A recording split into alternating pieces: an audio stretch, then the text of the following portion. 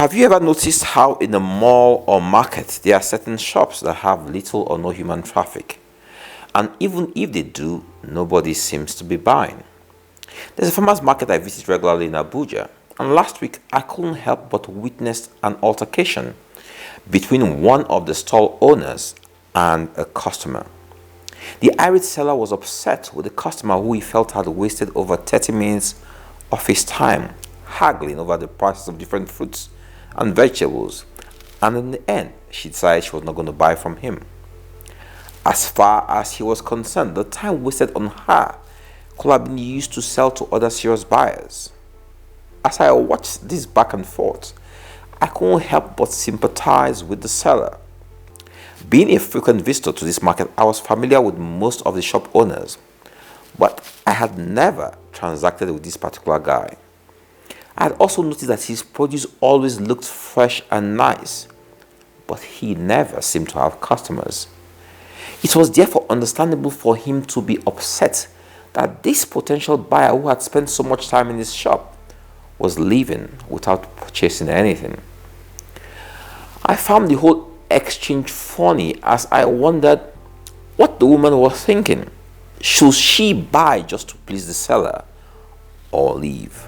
In my mind, I said it's good for this woman. She now knows how guys feel when a lady says, "I'll have been married since if not for you, who has been wasting my time and blocking other suitors." I know this might sound funny to most guys, but it's a very common occurrence which is vexatious to many women. Women believe that the time wasted in a relationship, friendship, or for some even liking you from afar could have been put into a more profitable venture with someone else. The question I always ask is, how do you know the someone else won't also waste your time? Life is a big marketplace where we are all looking for one thing or the other. It could be a job, car, friend, marriage, child, home, anything, you name it. As long as you are looking for it, someone has it to give.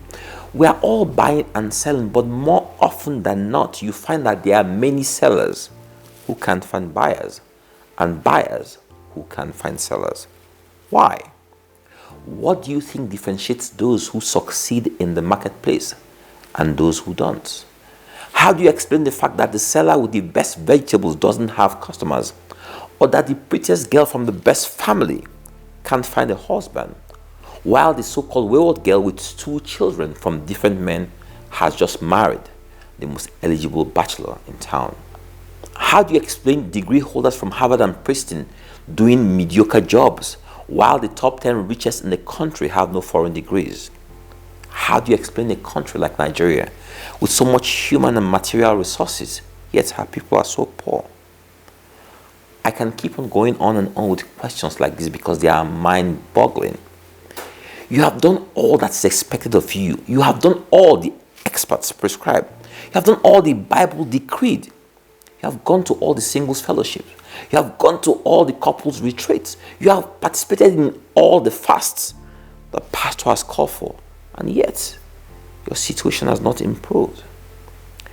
The following Bible verse explains this situation perfectly.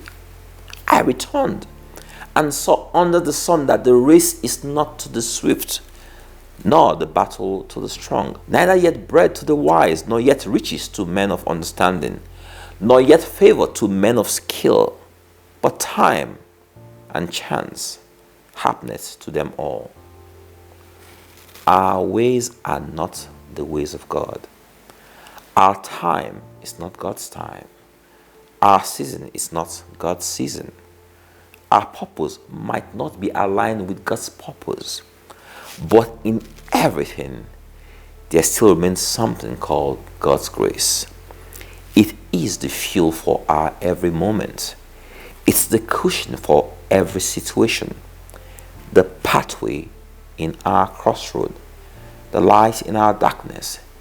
It is the right time. It is the only time. For to him that is joined to all the living, there is hope. For a living dog is better than a dead lion. What is important to us all today is that we are alive and there's hope. This is what we must celebrate. We have hope as long as we are alive. Our hope is in God, whose ways and seasons we don't know. But as long as we are alive, today might be the day a serious customer walks into our shop. Prophet Isaiah says, "Who has known the mind of God?" Apostle Paul also said, "Who has known the mind of God?" Yet, we have the mind of Christ. God bless you all.